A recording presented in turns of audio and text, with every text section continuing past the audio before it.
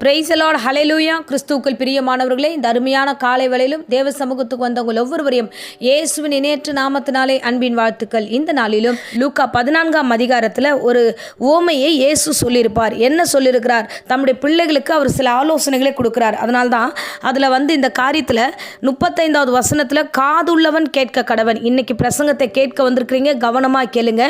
இயேசு நமக்கு என்னெல்லாம் உவமை சொல்லியிருக்கிறார் அப்படின்னா 28வது வசனத்தில் இவ்விதமாய் வசனம் சொல்லுகிறது, உங்களில் ஒருவன் ஒரு கோபுரத்தை கட்ட மனதாயிருந்து அஸ்திபாரம் போட்ட பின்பு முடிக்க திராணி இல்லாமல் போனால் பார்க்கிறவர் எல்லோரும். இப்போ இந்த இடத்துல ஒரு மனுஷன் ஒரு வீடை கட்டுறான், ஒரு மனுஷன் ஒரு திருமண காரியத்தை ஒழுங்குபடுத்துகிறான், ஒரு மனுஷன் ஒரு ஆலயத்தை கட்ட விரும்புகிறான், ஒரு மனுஷன் தன்னுடைய குடும்பத்தை கட்டுவதற்கான சில காரியங்களை அவன் தீர்மானித்திருக்கிறான்.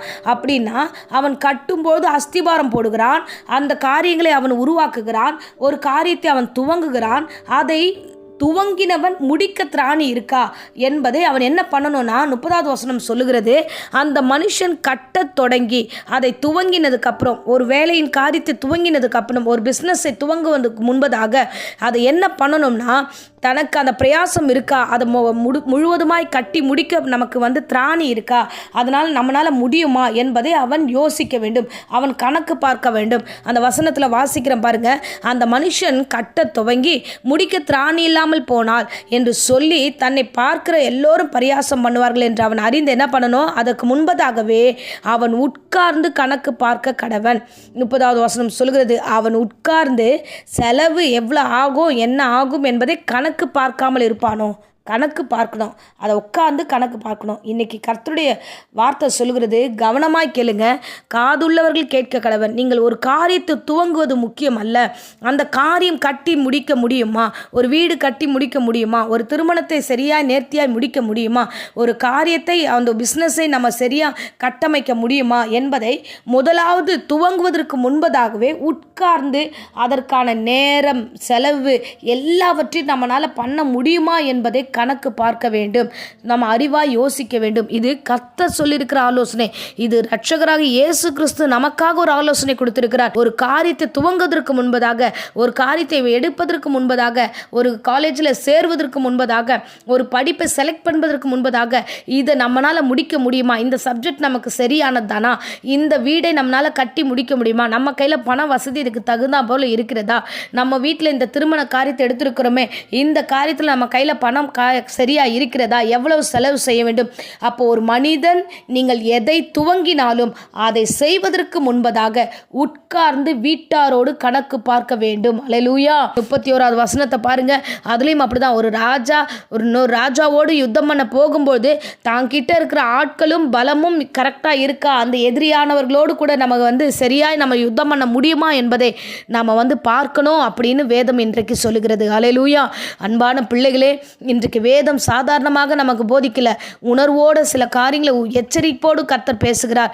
ஏன்னா பாருங்க, நம்ம உடனே ஒரு காரியத்தை எடுக்கிறோம், முயற்சி எடுத்து நம்ம ஒரு காரியத்தில் இறங்கிடுறோம். அது சரியா நடக்குமா நடக்காதா, நம்மளால முடியுமா முடியாதா, அதை குறித்துதான யோசனையும் திட்டமும் நம்ம கிட்ட இல்லாதனால தான் பல சூழ்நிலைகளில் நம்ம தோல்வி அடைகிறோம். அதனால தான் இயேசுவே இந்த வேளையில் சொல்லுகிறார், நீங்கள் கூட்டாக உட்கார்ந்து, அதாவது உங்கள் வீடுகளில் நீங்கள் கணவன் மனைவியாக இருந்தா, பெரியோர் இருந்தா, ஸோ எல்லாரும் சேர்ந்து இந்த காரியத்தை நம்மளால் கட்டி முடிக்க முடியுமா?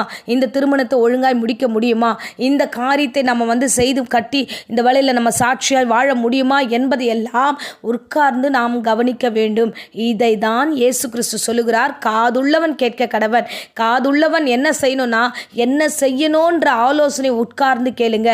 ஸோ எல்லா இடங்களில் நம்ம உட்கார்ந்து பேச ஆரம்பிக்கும் போது, வீட்டாரோடு பேச ஆரம்பிக்கும் போது ஆலோசனையில் காரியங்கள் உறுதிப்படும் என்று நீதிமொழிகளை விதமாய் வசனம் சொல்கிறது. நீங்கள் யோசித்து செயல்படும்போது அதில் குறைகள் தெரியும். அந்த இடத்துல என்ன நிறை இருக்கிறது, நம்மக்கிட்ட எவ்வளோ திராணி இருக்குது, எவ்வளோ மனுஷர்கள் இருக்காங்க, நம்மளால் என்ன பண்ண முடியும், நம்மளால் என்ன பண்ண முடியாது என்பதை திட்டமாய் தெளிவாய் நமக்கு தெரியும். ஆமென். அல்லேலூயா. அன்பு பிள்ளைகளே, ஏதோ தானோ என்று புறஜாதியை போல நாம் எல்லாத்துலையும் இறங்கிடக்கூடாது, எல்லாத்தையும் பெருமைக்கு செஞ்சிடக்கூடாது. நாமே தேவ சமூகத்தில் அர்ப்பணிக்கிற பிள்ளைகளாக இருக்கிறோம். ஆண்டவர் முன்னாடி எப்படி முழங்கால் படிட்டு வாங்கிட்டு ஜெபிக்க ஆரம்பிக்கிறோமோ அதே மாதிரி ஆண்டவர் சொல்லுகிற ஆலோசனையும் நம்ம கேட்க வேண்டும்.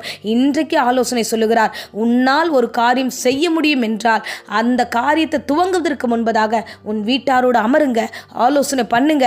உன்னோடு கூட இருக்கிற ஞானிகளோ உன்னோடு கூட இருக்க பெரியவர்களோ யாரையோ ஒருத்தரிடத்தில் ஆலோசனை பெற்றுக்கொள்ளுங்க. ஆலோசனை இல்லாத இடங்களில் ஜனங்கள் விழுந்து போனார்களே. இந்த வேளையில் அந்த வசனத்தில் நம்ம பார்க்குறோம், இருக்கிறவங்கெல்லாம் கிண்டல் பண்ணுவாங்களே, பரியாசம் பண்ணுவாங்களே. இந்த 30வது வசனத்தில் சொல்லுகிறது, அவனால் அதை கட்ட முடியல, அவனால் அதை செய்ய முடியல, அவனால் திராணி இல்லைனா சுற்றி இருக்கிறவர்கள் பரியாசம் பண்ணுவார்கள், அதற்கு இடம் கூடாதுங்கள்.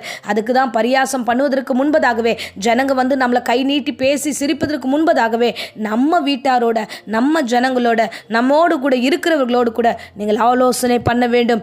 ஆலோசனை இல்லாமல் ஒரு காரியத்தில் இறங்காதீங்க. நீங்கள் திட்டம் பண்ணுங்க, உங்கள் கையின் இருப்பை பாருங்க, உங்கள் கையினுடைய பலத்தை பாருங்க, உங்கள் வீட்டாரோட ஜனங்களுடைய பலத்தை பாருங்க. ஆமென். ஸோ அதுதான் வசனம் சொல்லுகிறது, காதுள்ளவன் கேட்க கடவன். கேட்டிருப்பீங்க, நிச்சயமா அதன்படி செய்வீங்க விசுவாசிக்கிறேன். ஆமென். இப்பொழுதும் அடியேன் உங்களுக்காக ஜெபிக்கிறேன். அன்பு ரட்சகா, இந்த அருமையான வேலைக்காக ஸ்தோத்திரம். நீர் சொன்ன ஆலோசனைப்படியே கர்த்தாவே ஆண்டவரே, எங்களுடைய காரியங்களை நாங்கள் செய்வதற்கு முன்பதாக ஏசப்பா ஆலோசனை பண்ணி திட்டம் பண்ணி அதில் இறங்கும்படியாக கர்த்தர் எனக்கும் என் சபையார்களுக்கும் ஆண்டவரே நீர் கிருபை தருவீராக. இந்த பிரசங்கத்தை கேட்ட யாரானாலும் சரி ஆண்டவரே, அவர்கள் வீட்டாரோடு அமர்ந்து ஆலோசனை பண்ணி ஒரு காரியத்தை செய்ய அவர்களுக்கு கிருபை தாங்க, ஆசீர்வதிங்க, வழி நடத்துங்க. யாரெல்லாம் வியாதியோடு பலவீனத்தோடு இருக்கிறார்களோ எல்லா வியாதி பலவீனம் இயேசு நாமத்தில் சபித்து கட்டுகிறேன். பூரண சுகமும் ஆரோக்கியமும் சரீரத்தில் உண்டாகட்டும். தொடர்ந்து காத்துக்கொள்ளும் இயேசுவின் நேற்று நாமத்தில் ஜெபித்து ஒப்பு கொடுக்கிறேன் ஜீவனுள்ள நல்ல பிதாவே. ஆமேன். ஆமேன். Praise the Lord. God bless you.